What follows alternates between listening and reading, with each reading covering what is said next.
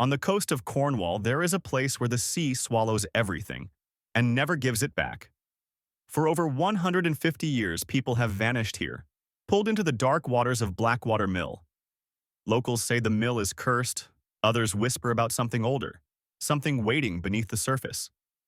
Tonight, we return to the mill, and this time, we might not come back. Blackwater Mill stands at the far end of a forgotten coastal town in Cornwall, UK. Once a thriving 19th century grain mill, it now rots under layers of salt, rust, and silence. Locals avoid it. Fishermen cross themselves when passing its shore. And when night falls, the place becomes a void of whispers and rushing tides. The first recorded drowning here dates back to 1871. A 12-year-old boy named Thomas Little was found face down in the water near the mill's sluice gate. Locals called it an accident. But 3 weeks later, his father, who swore he had seen something pulling Thomas under, disappeared the same way. By 1890, there had been 9 recorded deaths. By 1923, 23. And by 1955, 38 confirmed drownings. Most were locals, some were tourists. None of their bodies were ever recovered. Police records stopped counting after the late 70s. People simply stopped reporting. Families learned to stay silent. We've covered dozens of haunting cases across the UK, but nothing compares to Blackwater Mill. In every other case, there are explanations. Here, there's only silence and water. In October 2024, a small independent paranormal team called Phantom UK visited the site for a documentary. Their lead investigator, Rachel Keaton, was a 32-year-old journalist who had spent years chasing unsolved mysteries. She believed Blackwater Mill wasn't haunted. She believed there was something hidden beneath it. Her team included Rachel Keaton, lead investigator, documentary host; Adam Ace Holloway, tech operator, EMF specialist; Lisa Byrne, psychic medium; Dylan Ross, cameraman and drone operator. They arrived on the night of October 12, 2024, planning to live stream their investigation. What they captured was never aired. Only fragments of their footage remain. The rest was recovered by police divers 2 weeks later. Local fishermen. That mill's cursed, mate. Ain't nobody goes there after dark, not since the Ross family went under. Rachel, off camera. The Ross family? Fishermen. 3 of them. 1978. Bodies never found. Not even a shoe. Sea don't take like that unless something's taken them. Cut to another interview. An elderly woman clutching rosary beads. Elderly woman. It ain't the water. It's what's under the water. We used to hear it, you know. Nights when the tide's high, like voices, crying, calling your name. Rachel glances at the camera, unsettled, but she doesn't stop recording. At 10:45 p.m., the team set up their base outside the mill. The structure loomed against the night sky. 4 stories of rotting wood, broken windows, and shadows that seemed thicker than they should be. Adam scanned the area with his EMF detector. The device immediately spiked. Adam. I'm getting high readings already. This isn't normal, not near water. Inside the mill, the air was damp and heavy, smelling faintly of mold and something metallic, almost like blood. Broken gears hung from rusted chains. Old sacks of grain lay torn open on the floor, spilling blackened dust. Lisa, the psychic, froze at the entrance. Lisa. I can't go in yet. There's something waiting. Rachel.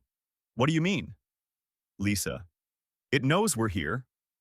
At 11:12 p.m., Dylan set up a thermal camera facing the mill's sluice gate, the same spot where most drownings occurred. Through the live feed, they spotted a faint human-shaped heat signature standing waist-deep in the water. Rachel. Someone's in the water. Adam, get the spotlight. The spotlight swept across the waves, but there was nothing there. No ripples, no movement, just silence. Seconds later, the thermal feed glitched. When the image returned, the figure was right on the shore, closer than before. At 11:24 p.m., the first scream came. It wasn't from the team. It came from somewhere deep inside the mill, high-pitched, inhuman. Lisa collapsed instantly, clutching her chest. Lisa. It's here. It's awake. The sound recorder captured something underneath the scream. A low, guttural whisper in an unknown language. Adam replayed it on his laptop. Slowed down, it almost sounded like, "Come, down, to the water." The moment Rachel pushed open the rotting wooden doors, the air turned heavier, thicker, as if the entire building had been holding its breath for decades. Inside, the temperature dropped instantly, a sharp, biting cold that made their breath visible. Dylan's camera caught floating particles of dust illuminated in the beam of his light, looking almost like drifting ash. Adam whispered, "Do you hear that?" Somewhere deeper inside the mill, faint dripping sounds echoed, but there was no visible water nearby. Rachel signaled everyone to stay silent. That's when the EVP recorder on Adam's belt picked up a whisper, faint but clear. "Leave. Now." Lisa froze in her tracks, clutching the crucifix around her neck. "Lisa, it knows we're here. It's testing us." Rachel, "Good. That means we're in the right place." Rachel tried to sound confident, but her trembling hands gave her away. The hidden staircase. At the far end of the mill, Dylan's spotlight revealed a half-collapsed staircase leading down, into the old sluice chamber where the original water channels used to run. Locals had warned them never to go below the main floor. The sign on the rotting wood above read, "Danger! Flood risk! Do not enter!" Rachel hesitated. Then, without a word, she descended. The others followed, though Lisa muttered prayers under her breath. The deeper they went, the colder it became. The concrete steps were slick with moss, and every few seconds distant sounds of rushing water echoed, but unnaturally, like something breathing. Suddenly, Adam stopped. His EMF meter spiked violently, flashing red. "Adam, something's right below us." Discovery of the diary. They reached a small brick chamber at the bottom of the staircase. The room smelled of damp rot, and shallow water covered the floor.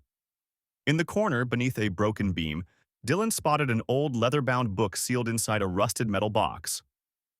Rachel carefully pried it open. The book was a diary, dated 1871, belonging to Eleanor Little, the mother of the first recorded drowning victim. Her writing was shaky, terrified. "Thomas says the voices call him at night, says they come from under the sluice. I heard them too. It's like crying. Like the river itself wants him." A few pages later, the tone shifted. "It took him. It wanted him. Now it wants us all. The priest says it's not God's work.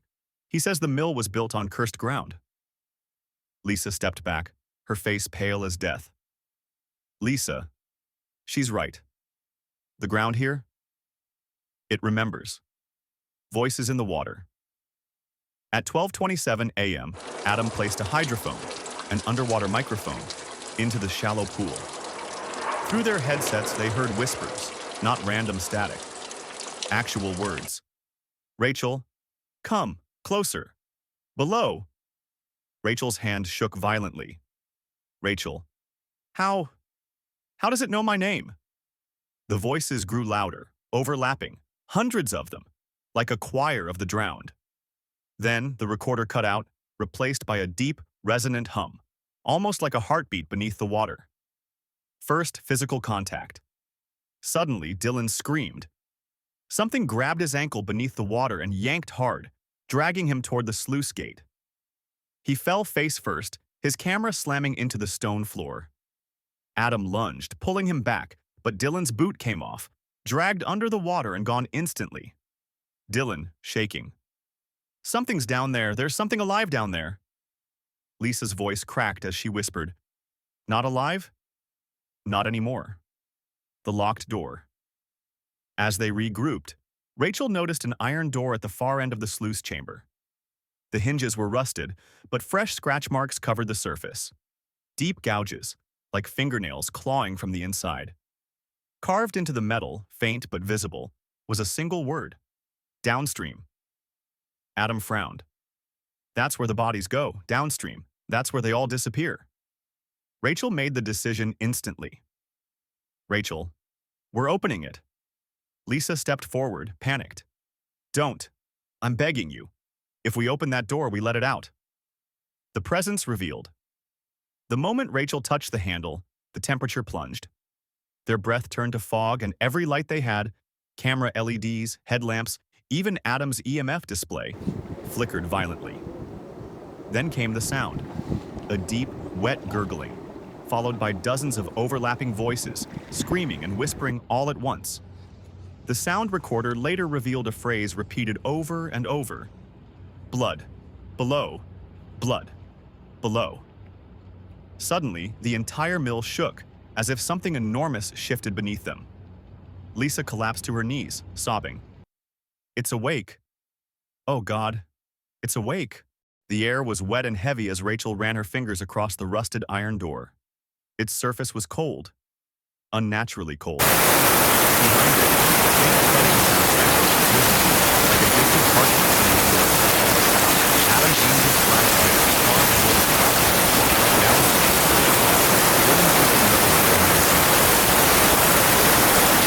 I don't like it. You shouldn't be here. Rachel was screaming.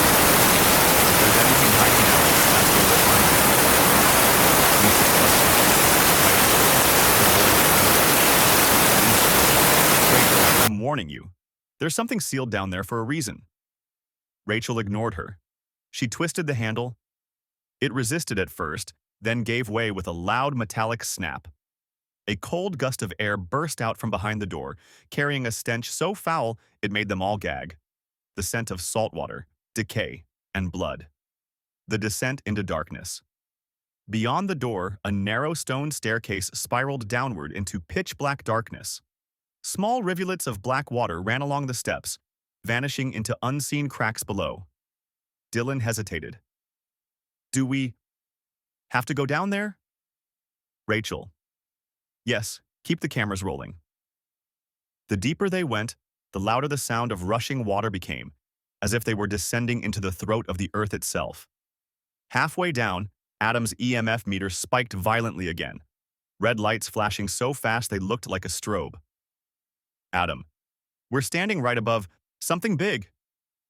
Lisa stopped suddenly, pressing her palm against the damp wall. Lisa, whispering. There's something carved here. Rachel shone her flashlight. Ancient symbols were etched deep into the stone. Circles, triangles, and strange runes that looked older than the mill itself. One of them resembled a spiral, with dozens of tiny stick figures drawn round inside it. Lisa traced it with her trembling fingers. These aren't Christian symbols. This isn't a church's blessing. This is a warning. The flood tunnels. At the bottom of the staircase, the space opened into a massive underground tunnel carved from natural stone, wide enough to fit a car. Black water flowed waist deep, shimmering faintly under their lights. The sound was deafening, water crashing against walls, echoing endlessly. Dylan aimed the thermal camera toward the center of the channel. The screen showed dozens of heat signatures just beneath the surface. Dylan, panicking. There are people down there. Oh my God, there are people under the water. Adam leaned over his shoulder. The shapes on the thermal feed weren't moving naturally. Some twitched violently. Others floated upside down. Rachel, whispering, Those aren't people, Dylan. Those are bodies. The chamber of bones. Following the current, they reached a side passage leading into a smaller chamber. Inside, their flashlights revealed something horrific. The walls were lined with hundreds of bones, skulls, ribs, femurs, stacked neatly, almost ritualistically. Water lapped softly at the piles, as though caressing them. In the center of the chamber stood a stone altar. Dark stains covered its surface. Above it, carved into the ceiling, were 4 words. The underground chamber shook violently as the water surged higher, rising from their waist to their chests within minutes. The roar of the flood tunnels was deafening, but beneath it, there was something worse. A low humming that didn't belong to the water. Lisa clung to the stone altar, trembling, whispering words no one understood. Her eyes were wide, pupils blown black, staring at nothing. Rachel. Lisa. Talk to me. What's happening to you? Lisa's lips quivered as she whispered a single sentence, her voice hollow, distant. It remembers us. Lisa's trance. Suddenly, Lisa's entire body stiffened. Her head tilted unnaturally, and she began speaking fluently in a language none of them recognized. Guttural, rhythmic, like chanting from beneath the waves. Adam recorded her voice, sending it through the audio analyzer on his laptop. The translation came back incomplete but chilling. Bound by water, sealed by blood, 13 to the deep. Rachel crouched in front of Lisa, shaking her shoulders. Rachel. Lisa, snap out of it. Who's bound? Who's sealed? Lisa's eyes rolled back into her head. Then, in a rasping voice not her own, she whispered, "The crier beneath, the drowned king. It waits for the last offering." Dylan swallowed hard, turning the camera away from Lisa. Dylan. What the hell is the crier beneath? Before anyone could answer, the hydrophone in Adam's bag activated by itself, broadcasting a single word on repeat. 13. 13. 13. Discovery of the flood map. Adam noticed something strange beneath the altar, a loose stone slab. With Dylan's help, he pried it open, revealing a small cavity sealed by wax. Inside was a rolled-up map, brittle and water-stained but mostly intact. It showed the original design of Blackwater Mill, dated 1864. But beneath the mill, there were 7 interconnected tunnels branching into the sea. One of them was marked with an X and labeled mouth. Rachel traced the path on the map with her flashlight. Rachel. This isn't a sluice system. It's a containment network. Adam. Containment for what? Lisa, still dazed, whispered hoarsely, not for what. For who? The first true manifestation. The chamber temperature plunged instantly, their breath fogging in the freezing air. Dylan's camera caught distortion in the water, ripples forming in perfect concentric circles, though there was no wind and no movement. Suddenly, the EVP recorder emitted a burst of static, followed by a single, hollow voice. Rachel. Rachel froze, clutching her headset. Rachel, did you all hear that? Dylan nodded, pale as chalk. The voice came again, louder, almost wet, as though spoken through water. Rachel, come down. Unsealing the mouth. Driven by fear and curiosity, Rachel followed the map's markings toward a narrow tunnel behind the chamber. The others hesitated but eventually trailed behind. The passage narrowed until they had to crawl. The sound of water rushing beneath their knees was relentless, louder with every step. At the end, they reached a massive iron grate sealing an underwater shaft. Beyond it, the blackness seemed infinite. Bolted above the grate was a rusted plaque engraved with ancient writing. Adam translated as best he could, "Here lies the gate. Beyond is the mouth. Do not open unless 13 are given." Dylan, panicking. "We are not opening that." But before they could argue, Lisa staggered forward, still in a partial trance, and touched the bars. The entire mill shuddered violently.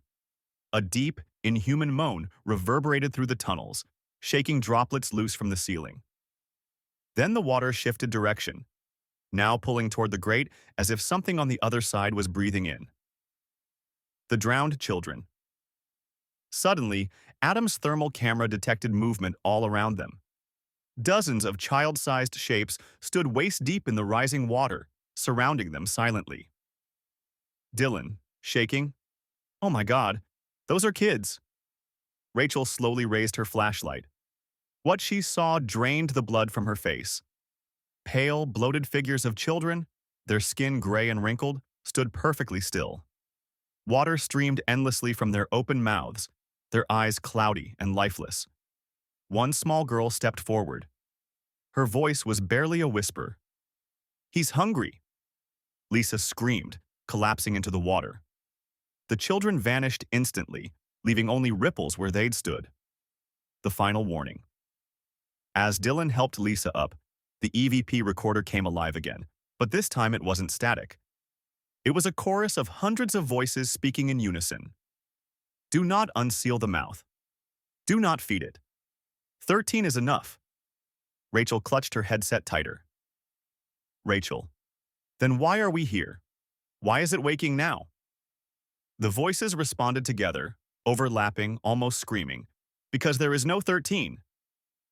The implication hit Rachel immediately. The ritual from 1871 had failed.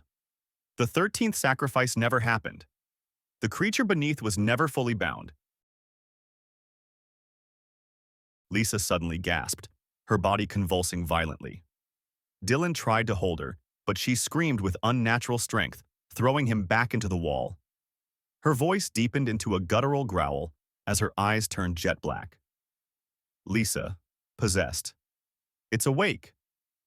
You've brought the tide back.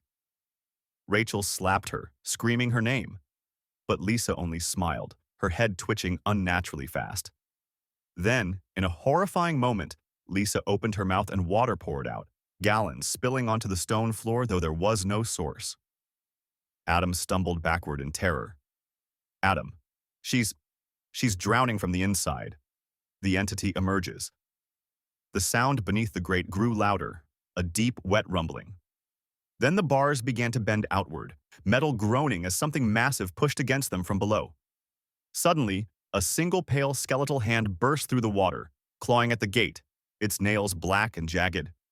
It slammed against the bars, rattling the entire tunnel. Dylan screamed, dropping the camera.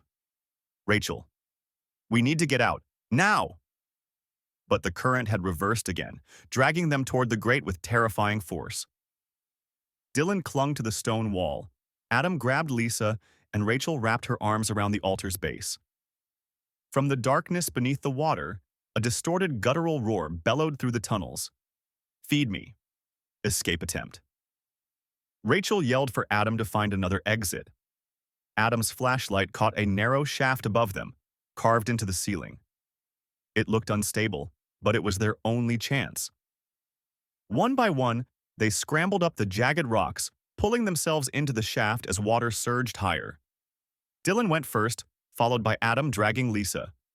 Rachel was last, pushing herself up as the roar below shook the stone beneath her palms. Just as Rachel pulled herself through, the grate snapped open below them, the sound echoing like thunder. Something enormous surged upward, a vast pale shape thrashing violently beneath the water. But they couldn't see it fully. Not yet. The team crawled out of the narrow shaft, gasping for breath, collapsing onto cold stone.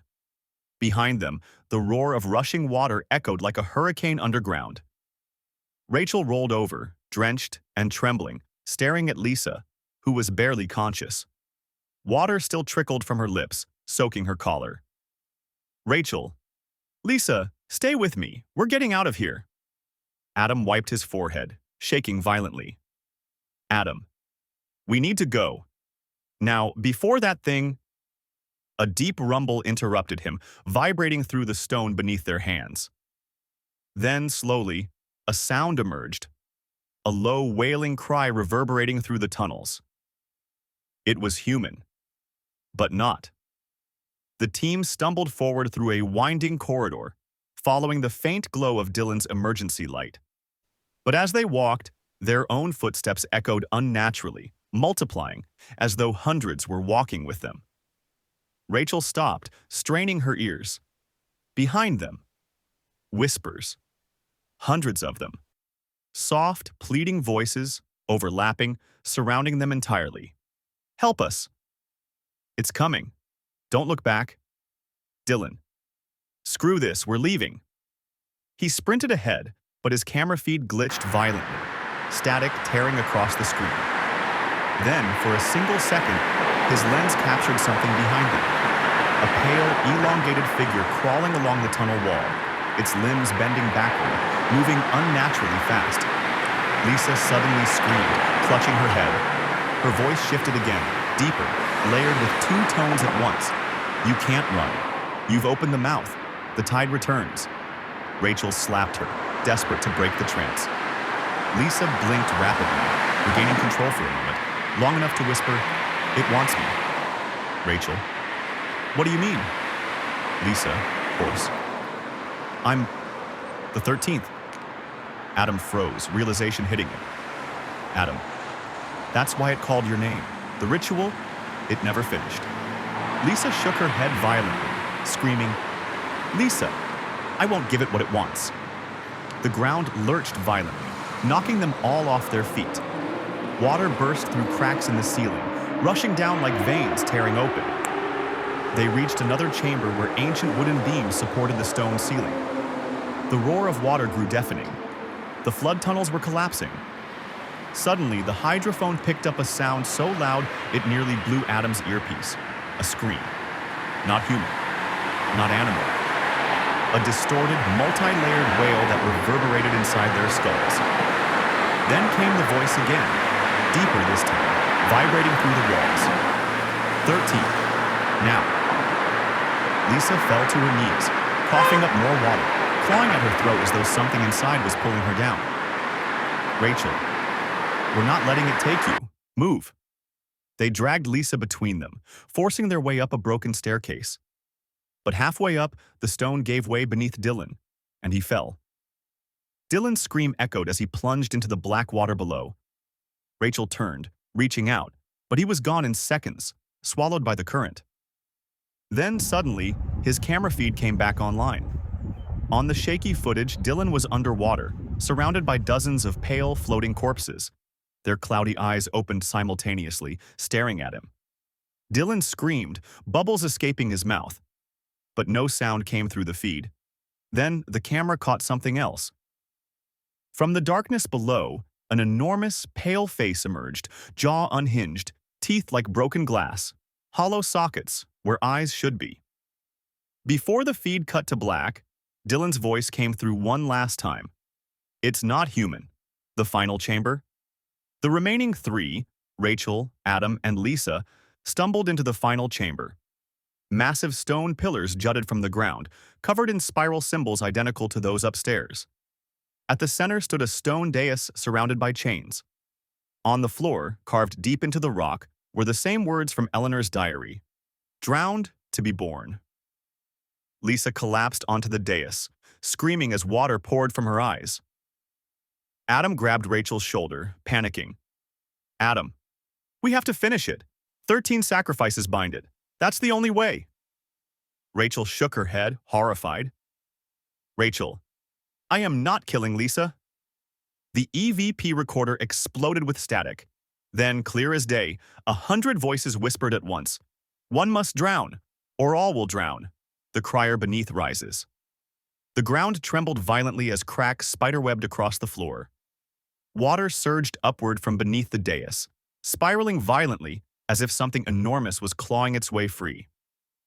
Then it appeared. From the black whirlpool, a colossal shape rose, half hidden beneath water and shadow. Its skin was pale, almost translucent, stretched over jagged bones. Its elongated skull had no eyes, only deep hollow pits, and its mouth gaped unnaturally wide, spilling endless black water. The roar that followed shook the entire mill to its foundations. Adam, screaming, "Run!" They scrambled toward the narrow tunnel behind the chamber, but Lisa stopped abruptly, turning to face the entity. Drowned to be born, Lisa's voice broke. This was a ritual site. They sacrificed people here, to something in the water. Adam noticed something else. Chains bolted into the floor, each ending with a rusted shackle.